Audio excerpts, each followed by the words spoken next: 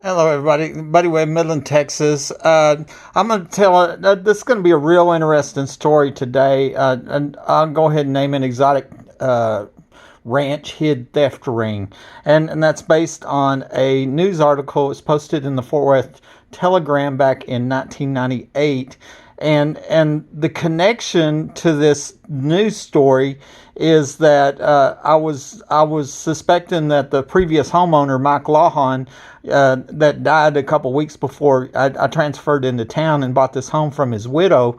After I got shot, I was researching online if I could find any information, and so I ran across this story. And as you'll read, this ranch here was owned by a guy named Lawhon, and up by Fort Worth. And one of the places, because we'll see here in a minute, Mike Lawhon was said to die in two different towns. The he died on October 2008. The Odessa American posted a death notice in the paper here, said that he died in Fort Worth. And so that's the reason I was searching for the Fort Worth area. But 4 days later, they posted a second revised death notice and changed the location of death to say he died at his residence. And I believe the reason they did that was because he did die here, because my neighbor, or former neighbor, lived directly across the street. She told me two different times that Mike died in my house. And one time she lowered her voice and said, "I should know, right?" And so anyways, I was online and I found this story, which might or might not be connected to Mike Lawhon. I don't know if Mike Lawhon's related to this Lawhon, but I think you're going to find it real interesting. And also interesting, you'll see, if you did a search on that, you can't find this story no more, at least online. And for whatever reason, though, the Fort Worth Telegram removed the story, deleted it from the online. I'm sure it's in their record somewhere. And I wondered if it wasn't because I was making Facebook posts about it, and they were getting hits on it, and there is a connection between this crime ring and then the crimes here in Midland, which are so incredible. So here, let me go ahead and start. Exotic Ranch hid theft ring, officials say, by Bill Hanna, not Ritter's newspapers, Tolar, Texas, up by Fort Worth. It says, from behind the closed gate of the Lawhon Exotic Ranch, officials say the tentacles of a theft ring reached out to 5 states, to Costa Rica, and even to a deceased witness in the Whitewater investigation.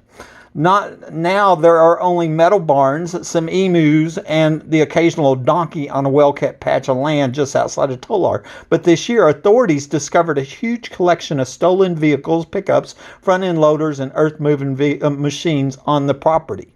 The Department of Public Safety says it was the most expensive collection of stolen vehicles it has uncovered.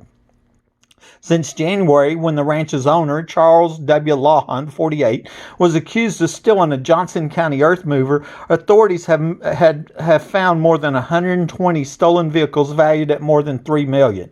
They were scattered across Arkansas, Missouri, Oklahoma, Minnesota, and North Dakota, and the DPS says that some vehicles may have been shipped to Costa Rica. Inside Lawhon's barn, investigators found such gee-whiz touches as movable walls and vehicles hidden behind hay bales. Movable walls. I think this home is kind of rigged like that, people in the attic, and hidden crawl space and all that. Anyways, it says authorities say that they believe that the ring had drivers who moved vehicles and heavy equipment between Texas and the other 5 states. And I'm thinking, wow, that secluded truck unloading lane behind my house, with the underground facility would be perfect for that.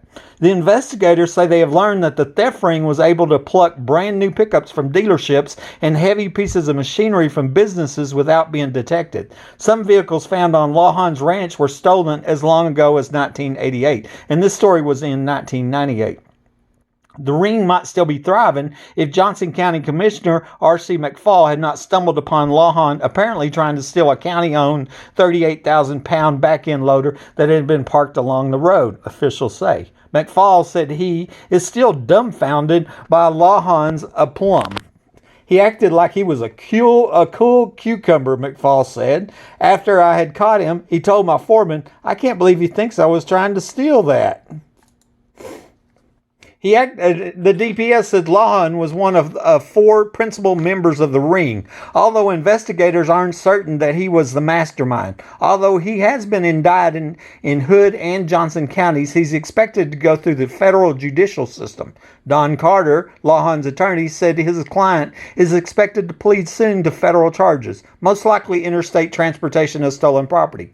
He has accepted full responsibility, Carter said. He certainly wasn't the mastermind. I think that fact will bear itself out later after he pleads in federal court. Three others, including Lawhon's 29-year-old nephew, Johnny Lawhon of Mableville, Arkansas, are believed to be major players, investigators said.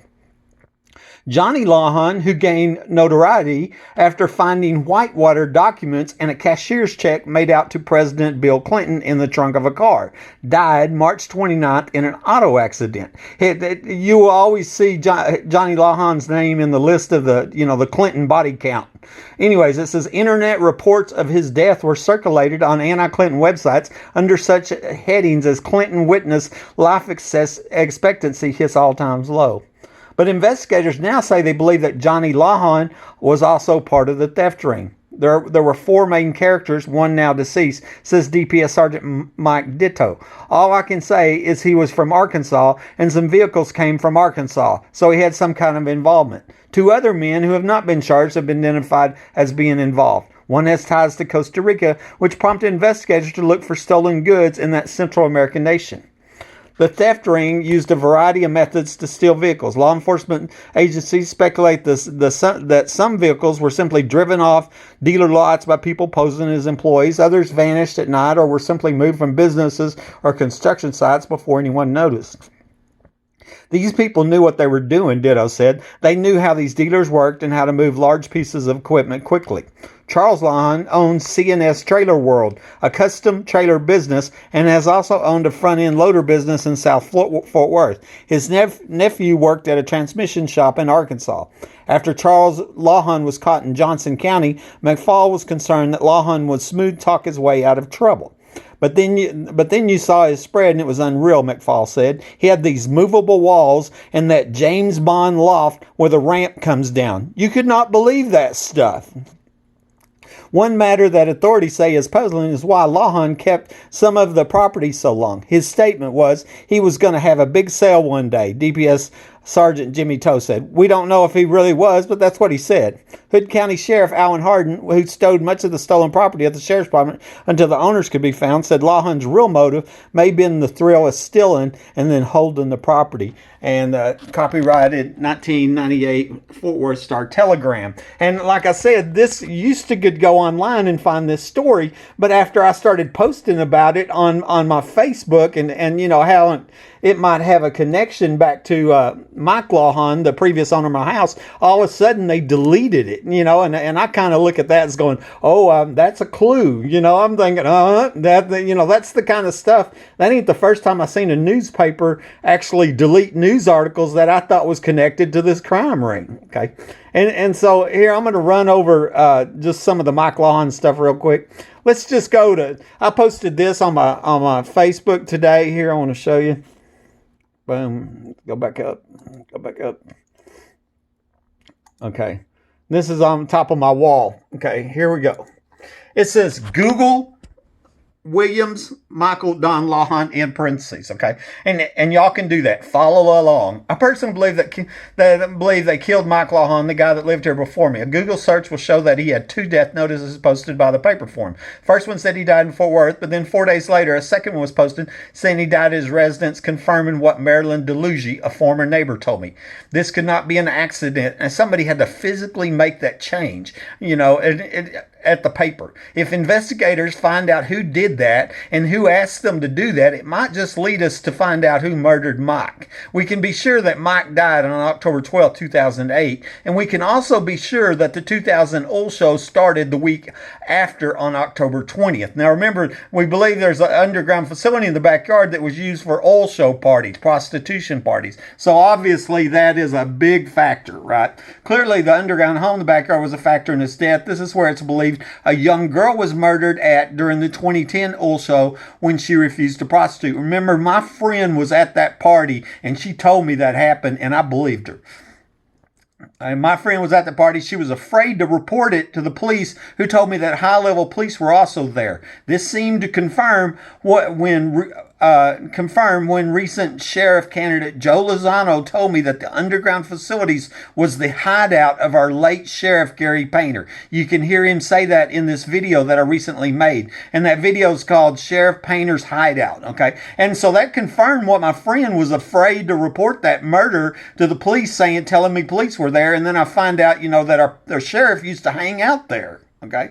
A year and a half after that, I reported a suspected tunnel to the DEA, and somebody under my home shoots me. Triple proof shows I wasn't shot with my own gun. The police report from that night shows that MPD officers Davis, Dickey, Chatwell, Angel, and Hale were at or in my home, but they were not seen arriving or entering by the door. This told me they came to my home from the tunnels and they were under my home. So they should be also suspects. Okay. We should also include former Martin County Sheriff John Woodward, the late Midland Sheriff Deputy Mike Naylor, first two seen arriving, whose names are not on the police report, and also the late Midland K-9 police officer Chad Simpson, whose name was not on the police report. He's seen inside my house, and he later murders his wife and kills himself. And then also Detective Rosa Rodriguez and April Chandler, and Rodriguez met me at the 7-Eleven and lied and said she wasn't there, and then Chandler lied and said she met me at the 7-Eleven, crawled in my truck. They both lied. And they were caught lying on many other times too. So anyways, that was today's Facebook post.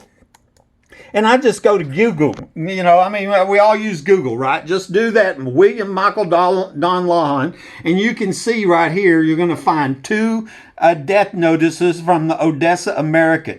And one of them shows that he died. The first one actually shows he died in Fort Worth. That was posted on October 14th. See the date? And then October 18th, they changed the location of death to say he died at his residence, which is here. It was for sale at the time. And I believe the reason they did is because there was witnesses, such as Marilyn Dlugi, the neighbor lived across the street, that told me twice that Mike died in this house. That's why somebody went to the paper. Probably the person that murdered Mike and took him to Fort Worth went to the paper and told them they needed to change the location of death, so they did it. And so, it seems pretty simple, if you're a law enforcement officer, to trace that out. And of course, I provided that to the Rangers and to the Department of Homeland Security and the FBI, and we're waiting on them, that's for sure. Here's a picture of Mike Lawhon. He was 27 years old, okay? He was married to Sarah Buchanan, and that's who I bought this house from. Interestingly, my ex-wife had told me, you were chosen to buy this house. Okay, that's what she told me, and I believe that to be true. And so that told me that the crimes against me started before I moved here. Why did they choose me? I don't know. Insurance, maybe people in my family, I don't know. But whatever, she said that. And Sarah Buchanan dropped the price of this home $35,000 and had it offered to me. Okay, I got a feeling Sarah Buchanan knows something if law enforcement would go in there and do some investigation. And then proceeding in death by his brother David Lawhon, and here they're naming other people. Susan Irwin, I think she might even be on my friends list, or I thought she was. Okay, it has two little boys. Okay, the mom's named Sue Tennis. That's going to be important. Susan McGaina called me, okay, on the phone. I talked to her. She lived over in El Paso, and she's the one that told me that Brian Tennis, the brother, was a big Kansas City Chiefs fan, and I found a Kansas City Chiefs cap underneath the cabinet from where I was shot. Okay, and then I also have a message from Barbara Pickering. I'm going to show you that too. Okay, and y'all going to find this real interesting. Okay, here's just some fact-based stuff. The medical examiner's case record, if you look it up, shows that Mike died of acute proxaphene intoxication. I think that's Darvocet or something like that, And I thought that was interesting because remember the ex-wife told me the secret is a group of doctors are killing people for profit, And I'm thinking they chased him down, held him down, and they overdosed him with acute proxaphene or Darvocet or whatever, okay? And here is the print screens of the two different death notices that the Odessa American. That should throw up all kinds of red flags that the previous homeowner had a revised death notice posted for him, okay? And just some of the date, looking at the timeline, Mike Lawhon dies on the 12th, okay? And it's on the 14th posted he died in Fort Worth, and on the 18th posted he died at his residence. And then the Permian Basin oil show starts on the 20th. What a coinky dinky, ain't it? All of a sudden now we can use the underground facility in the backyard to prostitute little girls out, and if they refuse, then we murder them, right? And, that's what we think happened in 2010, okay? And here's right off the Midland Reporter Telegram, the International Oil Show schedule, okay? And it started on the 20th, and of course, Mike Lawhon died on the 12th, okay? And isn't that interesting, okay?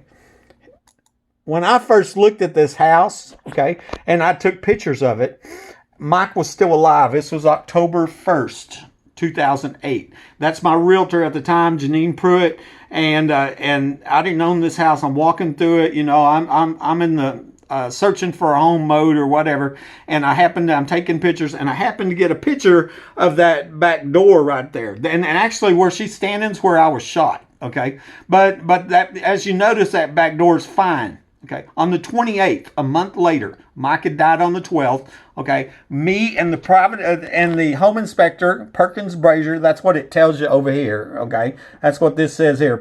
I met Perkins Brazier here on the 28th, and we found that doorknob was kicked out. It's gone. There's a big hole where it was. Okay, so we knew this, and that's documented on the home inspection report. So what that told me was during the month of October 2008, somebody brute force kicked in that door. I believe it was on the night Mike died. They probably chased him down and gave him an injection with Darvocet, and then they took him to Fort Worth, okay? And his mom lived in Fort Worth. That's where they took him, okay? His mom, though, used to work for Clayton Williams here in Midland. This is some of the other print screens I found from the paper, showing the conflict. And this was before I found the Odessa American, okay?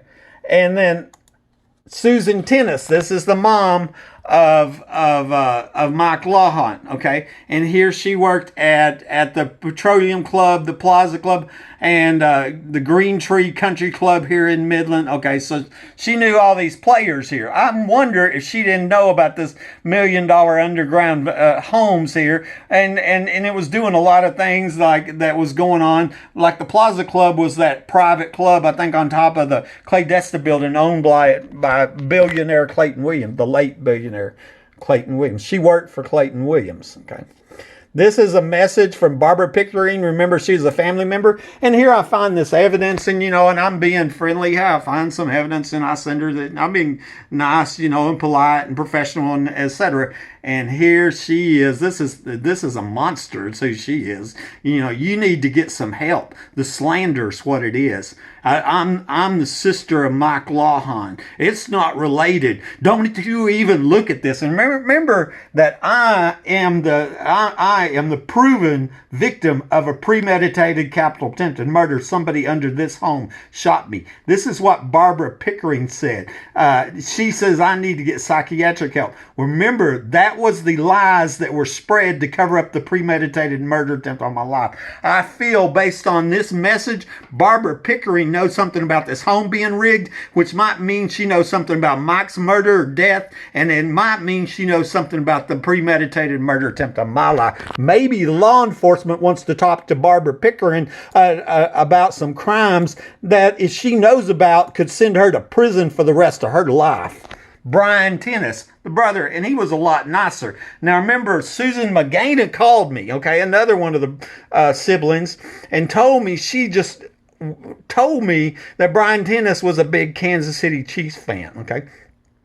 Brian tells me in this, and you'll see in this message here, and I explained to him, what I know, and he tells me about this confrontation that happened between him and his brother that had a gun before Mike died, and you're going to read that right there. No, my brother choked his ex-wife with a rifle and then had to be talked down by me, okay? And so there was some kind of confrontation between Brian Tennis and Mike Lawhon that he mentioned. I would think that law enforcement might want to talk to Brian Tennis about these multiple murders in this home being rigged, okay? And Okay, and so here, where I was showing you a minute ago, where I shot. Okay, this is the room I'm shot. I was walking to that back door and I fell right in front of this cabinet. Somebody under that cabinet shot me. That's not what Buddy says. That's what the evidence proves to have happened. Okay, under that weird cabinet that didn't have a kickboard, it was missing one of the doors and shells, and it was rigged. Is what it was. That was the trapdoor entrance the ex-wife had told me about. But under it, after I got out of the hospital, after I survived the murder attempt, I found this Kansas City Chiefs cap. Okay, Susan had seen that where I posted it online, and she just happened to offer that Brian Tennis was a big Kansas City Chiefs fan. She just offered that information up. Also, another friend sends me this. This is obituary for Susan Tennis, the mom. And look at there, let's go Chiefs. Kansas City Chiefs. Isn't that interesting, right? I found a Kansas City Chiefs cap under the cabinet. I knew it wasn't there before I was shot. Okay, I believe the people that poured concrete and covered up that trap door accidentally left it there. Okay. This was a screenshot of a message I got. And this come from Stephanie Black Stevenson, okay? And what's your physical address? Let's see. Her friend, okay, I'm going to read this to you. I promise you I won't say a word. My neighbor across the street told me her friend bought that house after the murder with her autistic son and only lived there for 5 months and then sold it to you. She said that everything you're saying is a fact and that the neighbors wouldn't even speak to her about all that stuff she was telling them. So I took that to mean that it was Sarah Lawhon, okay? And so I got a feeling that Sarah Lawhon might know something, okay? And the other stuff that's written on there, I've already told you, okay? And let's see what else here. This here is the Johnny, this come from the Clinton body count. That's the Johnny Lawhon, the guy in Arkansas, and he's the one that found them papers. Remember that Whitewater, you can Google it. It was a big scandal with the Clintons, okay, is what it was. And so, but you know, all of a sudden the witnesses die, you know, and so, but it's just, this guy was connected, Charles Lawhon, up in Fort Worth, and I wondered because you know, as we already seen, one of the places Mike Lawhon died was in Fort Worth, so I wondered if they were connected, if they were related. Wouldn't that be interesting if they were related? Okay. This one is interesting, okay? These are, you can go to Google Earth, okay? And you can go to their historical maps, okay? This one's dated 3/31/2008. Before I didn't move here, Mike died on October 12th, okay? And I moved here right after that, okay? And so what I'm showing in earlier that year, in the backyard of the neighbor's house, there's nothing there, okay? And this is my house here on the left, and that one and there, okay? But on December 5th, 2009, and by that time Mike was already died and I was already moved in, there's something in the backyard there, suspected tunnel entrance that's in the backyard of that neighbor's house, okay? And so, I mean, I've wondered if this neighbor might know something about Mike Lawhon dying, because I'm wondering when this tunnel ends, and right now we believe it looks like there's a you know, underground home right here, okay? And so then I survived the murder attempt. I'm making all these videos, and it's going worldwide, secret police, all that. Well, then all of a sudden, it gets taken out. Okay, see the thing in the backyard, the suspected tunnel entrance, it's taken out. So it's not there on April 28, 2016. Okay, literally taken out. Okay, and it looked like a cellar door, like a storm cellar door, something covering the ground. But you know, Google only flies over, the planes only fly over so often. And so we know it was there in October 2014, but it was taken out. And that gives us the time frame. So between that time frame is when it was taken out. So we know when it was put in and when it was taken out. And when it was put in was at the same time Mike Lawhon died. That's why I have it here. And at the same time, this tree is taken out here behind the Home Depot. A live tree, and that's where another suspected tunnel entrance is, okay? And you know, and then I've put a timeline here on, you know, on this, and y'all can come back later and pause that and read that, you know, and this happened on this date, and this happened on this date, and this happened on this date, and this happened on this date. It looked like a cover-up was going on during this time frame when this both, looks like both them tunnel entrances were taken out, is my guess. Okay, suspected tunnel entrances. I tried to get the police records. I wanted to know how many times the police came over here.